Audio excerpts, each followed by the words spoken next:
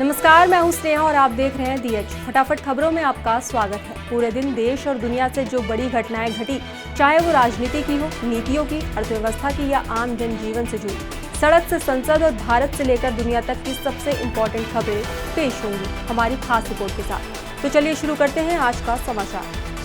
कश्मीर के कुलगाम जिले में सोमवार सुबह सुरक्षा बलों और आतंकियों के बीच मुठभेड़ हुई। इस दौरान लश्कर-ए-तैयबा से जुड़ा आतंकी आमिर अहमद मारा गया। डार शोपिया का रहने वाला था और सितंबर 2023 से सक्रिय था। हाल ही में पहलगाम हमले के बाद जारी 14 आतंकियों की सूची में उसका नाम भी शामिल था। ये मुठभेड़ गुड्डर के जंगलों में हुई, जिसे सेना ने ऑपरेशन गुड्डर नाम दिया है। मुठभेड़ के दौरान एक JCO सहित 2 जवान घायल भी हुए हैं। पीएम नरेंद्र मोदी 13 सितंबर को मणिपुर का दौरा करेंगे। इससे पहले कांग्रेस ने पीएम मोदी के इस दौरे को लेकर हमला करना शुरू कर दिया है। कांग्रेस जनरल सेक्रेटरी जयराम रमेश का कहना है कि यह दौरा वास्तव में मणिपुर की जनता का अपमान है, क्योंकि प्रधानमंत्री इतने लंबे इंतजार के बाद भी राज्य में सिर्फ कुछ घंटों के लिए रुकेंगे। जयराम रमेश ने अपने सोशल मीडिया प्लेटफॉर्म X पर एक अखबार की कटिंग शेयर करते हुए लिखा कि पीएम नरेंद्र मोदी मणिपुर में केवल करीब 3 घंटे ही बिताएंगे। उन्होंने कहा कि पीएम के समर्थक इस दौरे की तारीफ कर रहे हैं, लेकिन सवाल ये है कि महज 3 घंटे में क्या वो हासिल कर पाएंगे। ये मणिपुर के उन लोगों का अपमान है जो पिछले 29 महीनों से लगातार इंतजार कर रहे हैं। इतना लंबा इंतजार कराने के बाद भी ऐसा छोटा और जल्दबाजी में किया गया दौरा वास्तव में कोई दौरा नहीं बल्कि गैर दौरा है। कांग्रेस नेता राहुल गांधी ने सोमवार को सोशल मीडिया पर कांग्रेस संसदीय दल की अध्यक्ष सोनिया गांधी का एक लेख शेयर किया। इस लेख में उन्होंने ग्रेट निकोबार द्वीप प्रोजेक्ट के कारण स्थानीय लोगों और वहां के नाजुक पर्यावरण पर पड़ रहे असर को रेखांकित किया है। कांग्रेस इस परियोजना को लेकर लगातार चिंता जता रही है।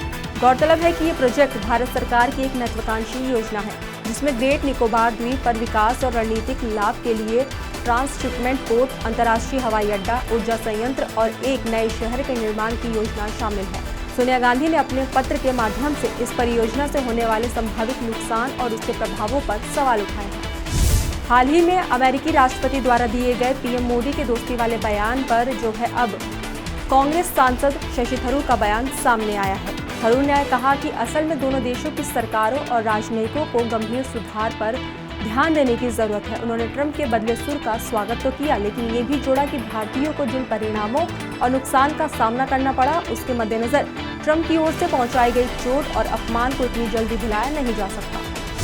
पंजाब नेशनल बैंक के करीब 13,000 करोड़ रुपए की धोखाधड़ी के मामले में वांटेड भगोड़े हीरा कारोबारी मेहुल चोकसी को जल्द भारत लाया जा सकता है। भारत ने मेहुल चोकसी की हिरासत की शर्तों पर बेल्जियम को औपचारिक आश्वासन दे दिया है। बीते दिनों बेल्जियम की एक अपील अदालत ने मेहुल चोकसी की जमानत याचिका को एक बार फिर से खारिज कर दिया। बेल्जियम की अदालत का ये फैसला चोकसी के प्रत्यर्पण मामले की सुनवाई से ठीक पहले दिया गया है। दिल्ली में लाल किले में 15 अगस्त पार्क से चोरी हुए 1 करोड़ रुपए के सोने के कलश मामले में दिल्ली पुलिस को बड़ी सफलता मिली है। क्राइम ब्रांच ने एक आरोपी को गिरफ्तार कर लिया है। सीसीटीवी फुटेज के आधार पर उत्तर प्रदेश के हापुड़ से उसकी गिरफ्तारी हुई है। ये वही आरोपी है जो सीसीटीवी में कलश को झोले में छुपाकर ले जाता हुआ दिखाई दे रहा था। पुलिस के मुताबिक गिरफ्तार आरोपी का नाम भूषण वर्मा है। पुलिस पूछताछ में उसने दावा किया कि 1 नहीं 3 कलश चोरी हुए थे। पुलिस ने कलश बरामद कर लिया है। पुलिस के मुताबिक बाकी 2 आरोपियों की गिरफ्तारी के लिए छापेमारी की जा रही है। दिल्ली के सीएम रेखा गुप्ता ने रविवार को जनसेवा सदन में शालीमार बाग विधानसभा में चल रहे विकास कार्यों की समीक्षा बैठक की। इस आधिकारिक मीटिंग में सीएम के पति मनीष गुप्ता भी उनके साथ बैठे हुए नजर आए, जिसके बाद मीटिंग में सीएम के पति की मौजूदगी की तस्वीरें वायरल हो गई। इन तस्वीरों को लेकर आम आदमी पार्टी के नेताओं ने बीजेपी को घेरना शुरू कर दिया। आप नेता सौरभ भारद्वाज ने अपने सोशल मीडिया प्लेटफॉर्म X पर बैठक की तस्वीरों को शेयर करते हुए लिखा कि इन्हें पंचायत वेब सीरीज की फुलेरा पंचायत से जोड़ दिया गया है। उन्होंने लिखा कि दिल्ली की सरकार फुलेरा की पंचायत बन गई है। बिहार में चुनाव से ठीक पहले सीएम नीतीश कुमार ने राज्य की महिलाओं के लिए खास तौर पर 80 पिंक बसों को हरी झंडी दिखाई है।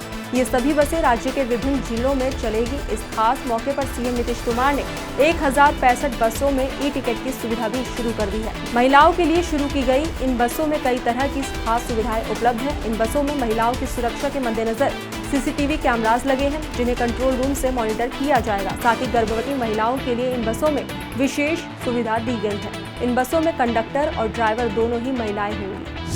तमिलनाडु के मुख्यमंत्री एम.के. स्टालिन 30 अगस्त को जर्मनी और इंग्लैंड की यात्रा पर गए थे। उन्होंने बताया कि 1 हफ्ते की ये विदेश यात्रा बेहद सफल रही। इस दौरान 33 समझौता ज्ञापनों पर हस्ताक्षर हुए, जिनसे राज्य में 15,000 516 करोड़ रुपए का निवेश आएगा। तमिलनाडु में निवेश को लेकर 10 नए उद्योगों ने दिलचस्पी दिखाई है। वहीं राज्य में पहले से ही स्थापित 17 उद्योगों ने दूसरे राज्यों में जाने की बजाय तमिलनाडु में ही अपने विस्तार की योजना बनाई है। उन्होंने आगे कहा कि जब मैं हाल ही में जर्मनी में निवेशकों से मिला और उन्हें तमिलनाडु की संभावनाओं और अवसरों के बारे में बताया तो उनका कहना था कि अब जाकर उन्हें तमिलनाडु की असली क्षमता का एहसास हुआ है। उन्होंने ये भी स्वीकार किया कि इतने सालों तक उन्हें भारत के सिर्फ कुछ ही राज्यों की जानकारी दी गई थी। उत्तराखंड के हरिद्वार में हर की पौड़ी के पास सोमवार तड़के मनसा देवी की पहाड़ियों से भारी भूस्खलन हुआ, जिससे हरिद्वार, देहरादून, ऋषिकेश रेल मार्ग बाधित हो गया। अधिकारियों के मुताबिक लगातार हो रही भारी बारिश के कारण पहाड़ियों से मिट्टी और चट्टानों का मलबा भीमगोड़ा रेल सुरंग के पास पटरी पर आ गिरा। इसके चलते वंदे भारत समेत एक दर्जन से ज्यादा ट्रेनों का संचालन रोकना पड़ा। वहीं पटरी के पास बना एक शिव मंदिर भी भूस्खलन की चपेट में आकर बह गया। गौरतलब है कि कुछ दिन पहले भी इसी जगह पर भूस्खलन हुआ था, जिससे रेल यातायात बाधित हो गया था। पंजाब में आए बाढ़ के सैलाब ने मानो सब कुछ तबाह कर दिया हो। हालात अब भी गंभीर बने हुए हैं। ताज़ा जानकारी के अनुसार 2 और लोगों की मौत होने से मृतकों की संख्या अब बढ़कर 48 हो गई है। इतना ही नहीं, किसानों की सालों की मेहनत से खड़ी फसलों का भी भारी नुकसान हुआ है। 1.76 लाख हेक्टेयर से ज्यादा क्षेत्र में खड़ी फसल पूरी तरह नष्ट हो चुकी है। राज्य सरकार ने राहत कार्यों को तेज करने के निर्देश दिए हैं। वहीं शिक्षा मंत्री हरजोत बैंस ने घोषणा की है कि 8 सितंबर से सभी स्कूल, कॉलेज और विश्वविद्यालय फिर से खोले जाएंगे। मौसम विभाग ने गुजरात के कई जिलों के लिए बेहद भारी बारिश का रेड अलर्ट जारी कर दिया है। अनुमान है कि अगले 28 घंटे में गुजरात के उत्तरी हिस्से में मानसून एकदम एक्टिव रहने वाला है। मौसम विभाग ने बताया कि ये अलर्ट लगातार बने रहने वाले निम्न दबाव क्षेत्र और सक्रिय मानसून गर्त के चलते जारी किया गया है। गुजरात के बनासकांठा, साबरकांठा, मेहसाणा, पाटन और सौराष्ट्र कच्छ के कई हिस्सों में बारिश का रेड अलर्ट है, यानी भारी से बहुत भारी बरसात की संभावना। इसके अलावा अहमदाबाद, सुरेंद्रनगर और खेड़ा में भारी बारिश की आशंका है। गुजरात के दक्षिणी हिस्से में बारिश का ऑरेंज अलर्ट है। सुप्रीम कोर्ट ने तेलंगाना के मुख्यमंत्री रेवंत रेड्डी के खिलाफ मानहानि का मुकदमा दायर करने की तेलंगाना बीजेपी की याचिका खारिज कर दी है।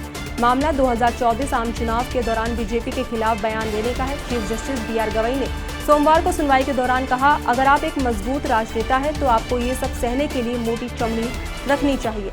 दरअसल बीजेपी की तेलंगाना इकाई ने मुख्यमंत्री रेवंत रेड्डी के खिलाफ 2024 के लोकसभा चुनाव प्रचार के दौरान उनके भाषण को लेकर दायर मानहानि का मुकदमा दायर करना चाहा था, लेकिन तेलंगाना हाईकोर्ट ने इस मुकदमे को खारिज कर दिया। तेलंगाना बीजेपी ने हाईकोर्ट के इस आदेश को चुनौती देते हुए सुप्रीम कोर्ट का रुख किया है।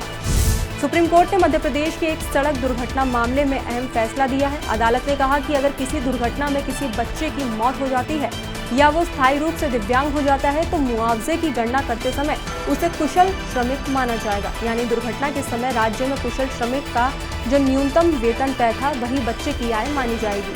कोर्ट ने यह भी स्पष्ट किया है कि मुआवजा मांगने वाले न्यूनतम वेतन से जुड़े दस्तावेज न्यायाधिकरण के सामने देने होंगे।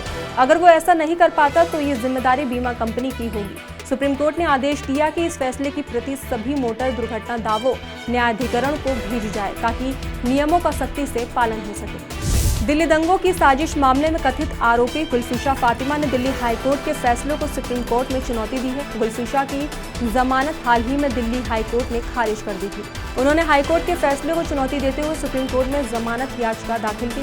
गुलफिशा फातिमा नागरिकता संशोधन कानून यानी कि CAA के खिलाफ हुए प्रदर्शनों के एक प्रमुख आयोजक मानी जाती है। उन्हें 9 अप्रैल 2020 को गिरफ्तार किया गया था। तब से वो UPA यानी कि गैर कानूनी गतिविधि रोकथाम अधिनियम के तहत जेल में बंद है। दिल्ली से लंबी दूरी की यात्रा करने वाले यात्रियों के लिए बड़ी खुशखबरी है। रेलवे इस साल दिवाली से पहले राष्ट्रीय राजधानी से अहमदाबाद, भोपाल और पटना के लिए पहली स्लीपर वंदे भारत एक्सप्रेस चलाने की तैयारी कर रहा है। हाई स्पीड और आरामदायक सफर का वादा करने वाली ये ट्रेनें न सिर्फ यात्रा का समय घटाएंगी बल्कि रात भर के सफर को भी पहले से कई ज्यादा सुविधाजनक बना देंगी। सोमवार 8 सितंबर को भारतीय शेयर बाजार ने पॉजिटिव शुरुआत की। GST 2.0 रिफॉर्म्स ने निवेशकों का सेंटीमेंट मजबूत दिखा और बाजार हरे निशान पर खुला। सुबह 9:30 बजे तक सेंसेक्स 280 अंक या 0.35% बढ़कर 80,991 पर और निफ्टी 84 अंक या 0.34% बढ़कर 24,825 पर था।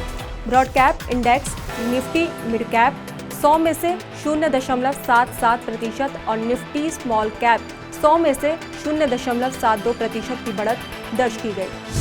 सरकार की ओर से कारों पर टैक्स घटाने के बाद कंपनियों ने कीमतें घटाना शुरू कर दिया है। इंडस्ट्री एक्सपर्ट्स का मानना है कि मारुति सुजुकी की ऑल्टो से लेकर luxury car Mercedes Benz S class तक कई कारों की कीमतें 45,000 रुपए से लेकर 10 लाख रुपए तक घटने की संभावना है। नई दरें 22 सितंबर से लागू होंगी, जिसके बाद छोटी कारों की कीमतों में 45,000 रुपए से 1 लाख रुपए तक की कमी आ सकती है। यूक्रेनी राष्ट्रपति जेलेंस्की ने भारत समेत उन देशों पर अमेरिकी टैरिफ लगाने का समर्थन किया है जो रूस से तेल खरीद रहे हैं। एक इंटरव्यू के दौरान जेलेंस्की ने कहा कि मुझे लगता है कि जिन देशों पर रूस के साथ व्यापार जारी रखा है उन पर टैरिफ लगाना सही विचार है। जेलेंस्की से पूछा गया था कि पीएम नरेंद्र मोदी के एससीओ समिट के शामिल होने को आप कैसे देखते हैं, तो वहीं जेलेंस्की का यह बयान ऐसे समय पर आया है जब अमेरिका रूस पर और भी प्रतिबंध लगाने की तैयारी कर रहा है। हालांकि भारत ने रूस यूक्रेन जंग खत्म करने के लिए अपने कूटनीतिक प्रयास तेज किए हैं। रूसी राष्ट्रपति व्लादिमीर पुतिन और अमेरिकी राष्ट्रपति डोनाल्ड ट्रंप की पिछले महीने अलास्का में हुई बातचीत भी बेनतीजा रही। नेपाल में सोशल मीडिया ऐप्स पर बैन के खिलाफ हजारों जेनजी युवाओं ने राजधानी काठमांडू समेत कई शहरों में उग्र प्रदर्शन किया। इस दौरान सैकड़ों युवा नेपाल की संसद में घुस गए। इन्हें रोकने के लिए पुलिस ने आंसू गैस के गोले छोड़े। पुलिस ने प्रदर्शनकारियों पर फायरिंग भी की। हालात को देखते हुए काठमांडू में कर्फ्यू लगा दिया गया है। प्रदर्शनकारी बेरोजगारी, भ्रष्टाचार और आर्थिक मंदी के लिए सरकार को जिम्मेदार ठहरा रहे हैं। विराटनगर, भरतपुर और पोखरा में भी प्रदर्शन हुए। प्रधानमंत्री केपी ओली की सरकार ने 4 सितंबर को Facebook, Instagram, YouTube, WhatsApp, Reddit और एक्स जैसे 26 सोशल मीडिया ऐप पर बैन लगा दिया था। युवाओं का कहना है कि बैन की वजह से पढ़ाई और कारोबार प्रभावित होगा। फिलहाल आज के बुलेटिन में बस इतना ही। बाकी देश और दुनिया की रोजाना खबरों के लिए शाम 7 बजे हमारा हिंदी बुलेटिन जरूर देखें।